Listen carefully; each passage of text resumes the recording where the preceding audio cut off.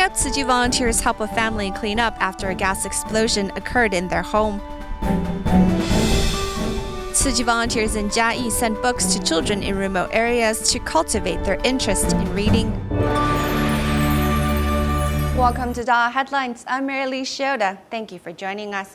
We begin today's program in China. As Typhoon Nepartak had brought great damage to Fuzhou in July, Tzu Chi volunteers recently hosted aid distributions in 4 places in Tazhuang Township of Minqing County. After receiving the aid supplies, the typhoon victims felt warm and loved by Tzu Chi, with some even vowing to pass on Tzu Chi's spirit. Before volunteers started to distribute aid supplies to the residents, they began the events by staying outside on the sports ground, while the residents in the hallway of the building. They arranged all of this because of the rain.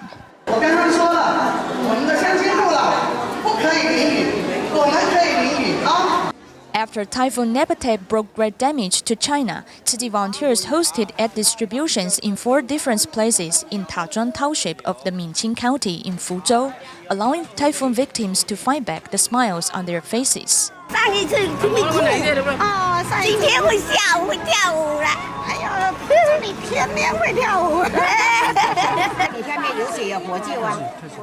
Though Zhang Yuemei is a devout Christian, she thinks that she has found her family member after knowing more about Master Zeng Yan.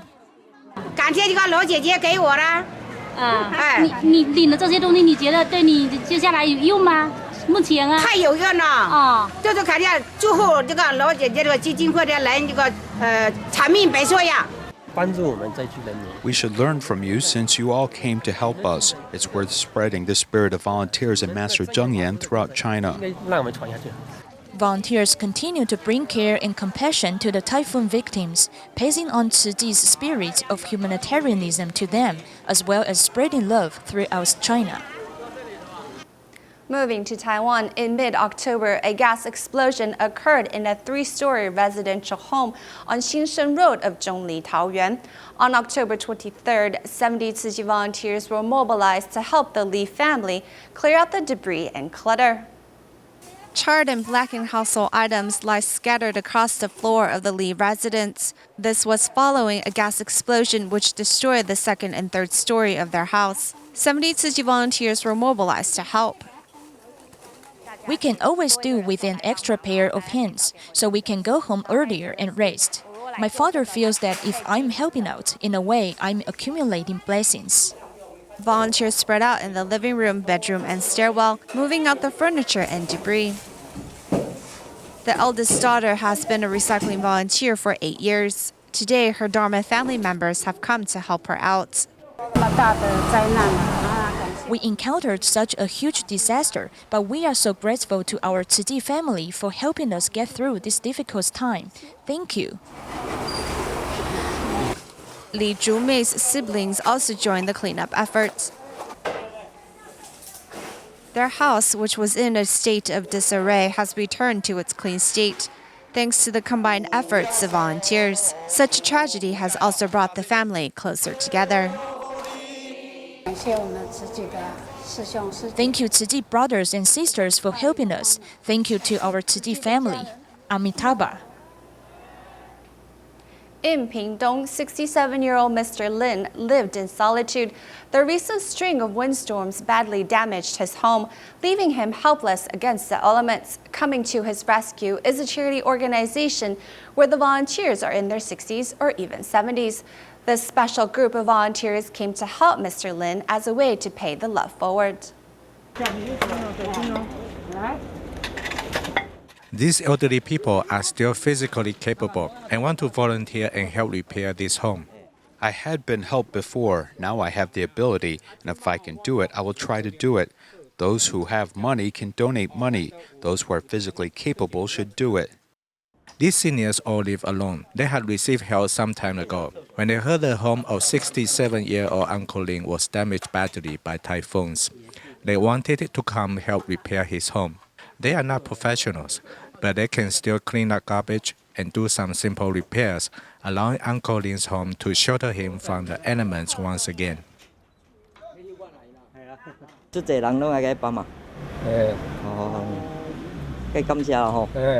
Uncle Ling is very grateful to these people who either donated money or gave of themselves to repair his home. These elderly volunteers all hope to start a cycle of good deeds to help other people. Today, we continue our series about bone marrow transplants as we learn more about a special relationship involving donor Li Na and her recipient. Upon registering, Ling vowed to donate marrow if there was a pairing.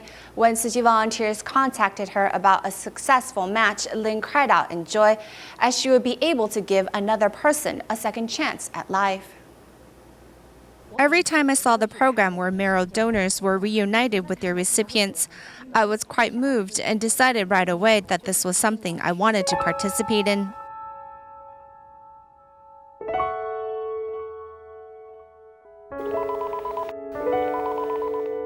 Eight years ago, a Tzu Chi sister contacted me and said that she was from the Bone Marrow Center. I felt very happy at the time that I was successfully paired with someone. I was very, very happy to be paired with someone.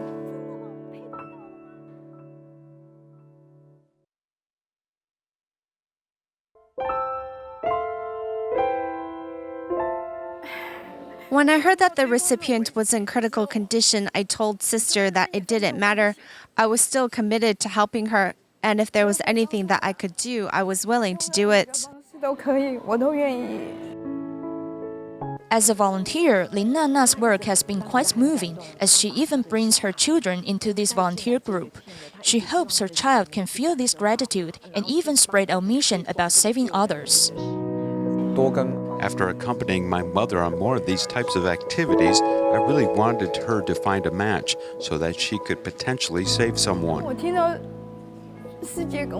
When sister contacted me about finding a match for donation, I suddenly began to cry and continue crying as I was overcome with happiness that one day I would be able to see the recipient.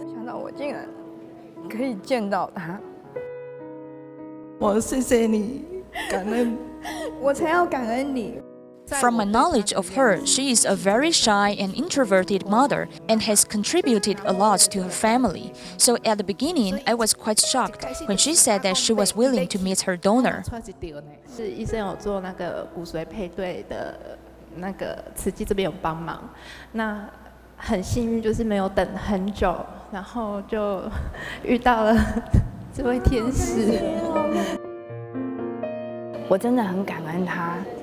I am really grateful to her because she has allowed me to have this very special personal story.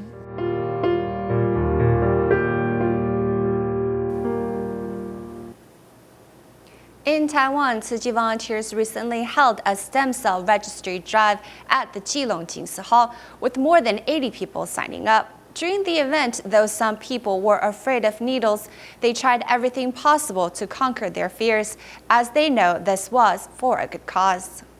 To some people, this is probably the most dreaded moment in their lives.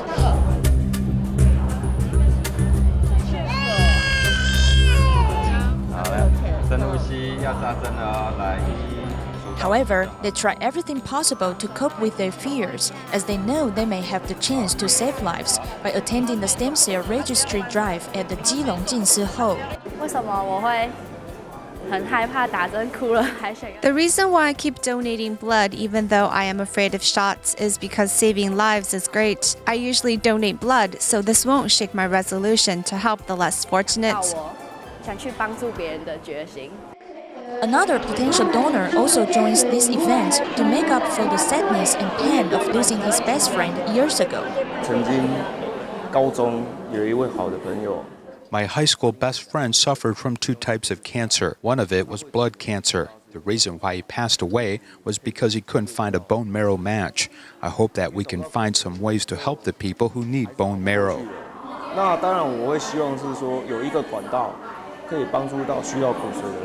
On this day, more than 80 residents took part in the stem cell registry drive at the Keelung Jinsi Hall, expecting to find a successful match as well as save the lives of the less fortunate.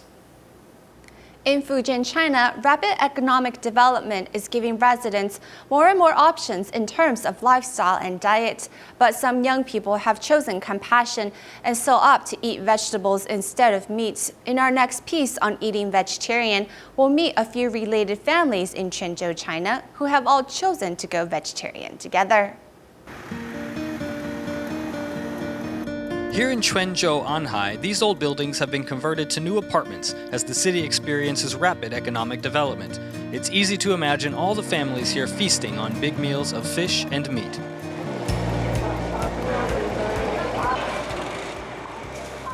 Today, young Huang Wei has accompanied his aunt to the market.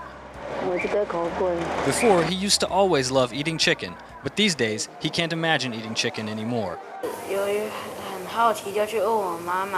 I was curious and asked my mom about the chicken leg. My mom said that it was chopped off of a chicken. Then I just imagined a chicken limping around.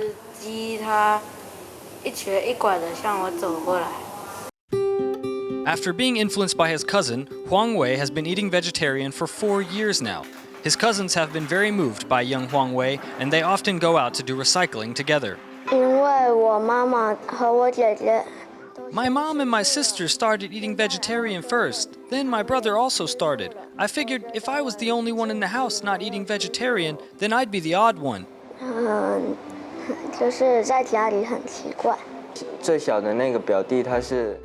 The youngest cousin, Xiao Yonghui, still loves to eat meat, but we've been telling him that it hurts the animals to eat meat and that we shouldn't hurt them.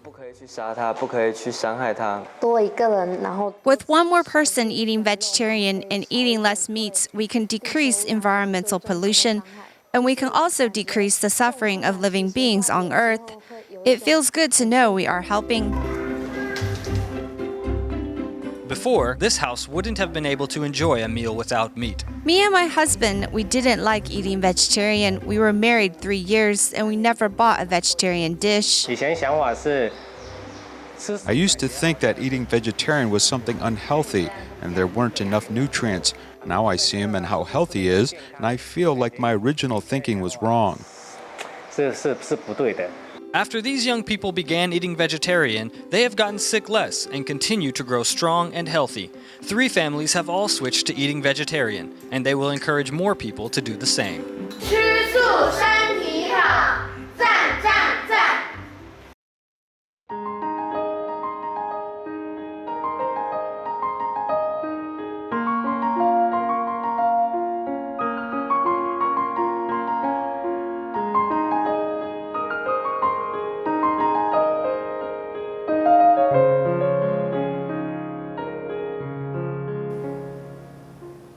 ！Tourism in Taiwan is often synonymous with not having to leave the country to enjoy the landscape or architecture of a particular country. However, some scholars believe that coming to Taiwan and not seeing the local culture and scenery puts domestic tourism at a disadvantage.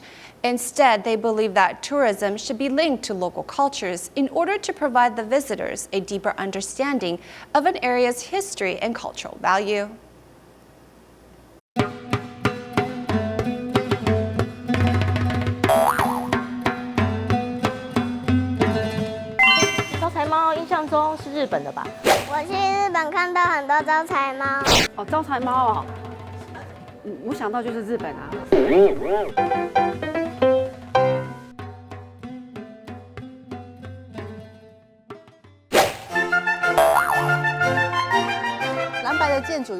I This is Taichung's Longjing District, the century-old Li-Sui fishing port, with a service station being built along the embankment, built in a sort of Greek style. It was part of the reconstruction of the area in 2015. Though this viewing platform is less than 50 meters in size, it cost $316,000 US in public funds. I don't feel it's very beautiful, right? If you build something just to look at the now development, and it doesn't mean anything. I wouldn't say there's no value, but how do I say it? I think they want to make it feel more lively to attract more tourists. After being built for less than a year, the viewing platform is beginning to show signs of wear and tear, as nearly all the window shutters are sagging, and the facility leaves many tourists feeling very disappointed. I feel it's okay, but when I went there, I didn't feel anything in particular or walk away with any special feelings, so I don't think it's very worthwhile. I don't think it's suited to the environment. What would I rather see? I would want to see something more integrated to the beach. I don't want to see something like this building, which is painted in simple colors.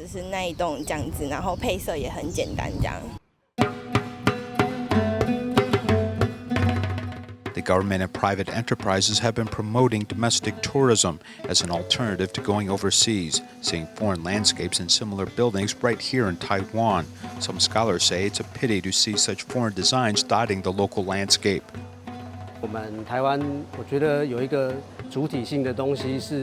Taiwan is continually losing what we can define as local culture, as now we need to take more cues from overseas. Taiwan's continued development, whether it's development of original culture or the culture and creative industries, is very dependent upon internal content, and this in fact has been the major difference. Nantou Skybridge has set off a wave of tourism, but because other cities and towns rushed to follow suit, interest in the Skybridge quickly cooled and visits dropped, with businesses contracted to operate the facility having a miserable time. Now we have seen the number of tourists drop by about half from the beginning. I think that county government officials should do some interventions and not let so many imitation suspension bridges be built at scenic areas.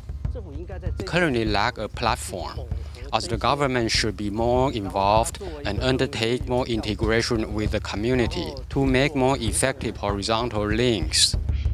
With private enterprises eager to build tourist attractions, the government has little recourse to intervene, though perhaps it makes sense to first coordinate efforts to develop more worthwhile tourist attractions. If tourists just stop and look at flowers, but actually live up to Taiwan's reputation as being a delightful place with a warm human touch, such a failure will lead to a major loss for Taiwan's tourism sector. Last week, a 5-year-old boy from Miaoli was reported by his school for being truant. When authorities investigated, they discovered his entire family was missing. The police went on a search and finally located the boy and his family in Taipei. The Social Welfare Department has now intervened, and Tzu Chi volunteers have also informed the city government they are available to help whenever needed.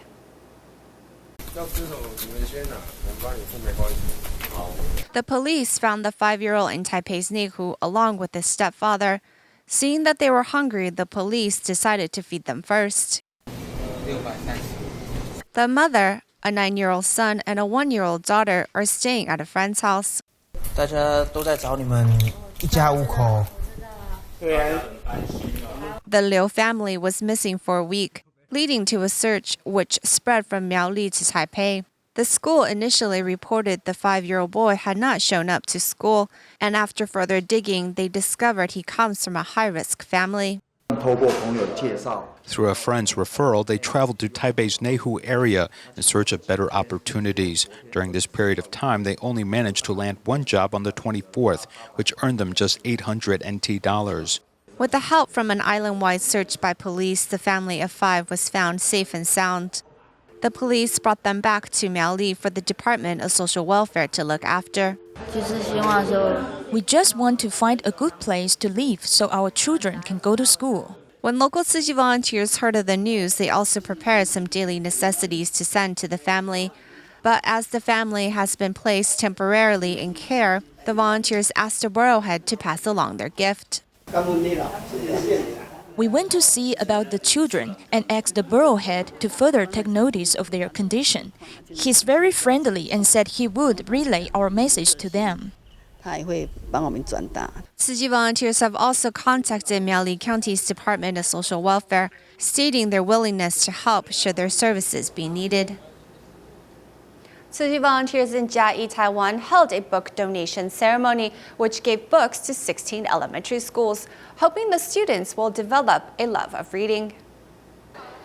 The students enter the venue in an orderly fashion as they are ready to accept books from Tzu Chi. 赠书 Tzu Chi volunteers hold a book donation ceremony because they want to instill the seed of love in the students. In the book donation ceremony, the disabled performing arts group was invited to perform on stage, as they can touch others with their own lives. Today's event is very exciting because we receive the donation of books, and also the most important thing is the kids learn the value of life through participating in this activity. I saw them striving forward despite their physical disabilities, so I want to use them as an example. No matter what I do, I must do my best all the way to the end. The students can learn to think through reading. Tzu Chi volunteers hope that by using real-life stories, the students can keep being kind in everyday life, long into the future, even when they encounter setbacks. Some disadvantaged families in rural Sabah, Malaysia can't afford to pay the transportation cost for their children to go to school. For this reason, Tzu Chi began to subsidize the travel expenses for these students as a part of the Happy Campus program. On top of which, recently, Tzu Chi volunteers visited Kabula Elementary School and distributed food to the students' families, thus helping the entire family get a warm meal to eat. Departing from Sabah Sandakan and traveling to Paitan, the trip can take more than 4 hours. Tzu Chi volunteers later have to switch to a four-wheel vehicle to enter the mountains to make home visits. Volunteers make the long trip by boat and car and later have to face another test by crossing this rope suspension bridge to enter Lingkabao village. Led by the principal of a local school, volunteers are here to understand the children's home life.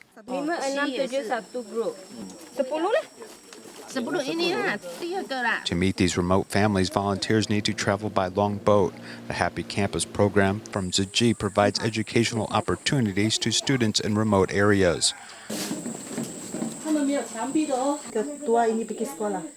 At the Kabulu Elementary School, everyone is busy transporting rice, which is to be distributed to families of poor students. Our Happy Campus program provides food subsidies for children, but it only lets them eat at school. Often their families do not have enough food to eat either. Because of this, we are giving every child 2 bags of rice and oil and peanuts to take home for their families to eat. If we don't get any help, then we will have to eat cassava and sweet potatoes, which we cook over a wood fire. A 20 kilogram of rice can sustain us for 1 month. This means we can eat rice every day. A total of 81 households with students received this food support. Additionally, a temporary medical clinic was also set up with doctors looking after the health of these villagers. This means that all the physical and spiritual needs of children in remote areas are being looked after. To help raise funds to aid Haiti, Daling Tzu Chi Hospital recently held a charity bazaar where both the staff and members of the public donated their goods.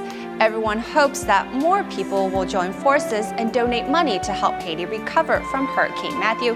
We will leave you with these images at the end of the program. Thank you for joining us. See you next time.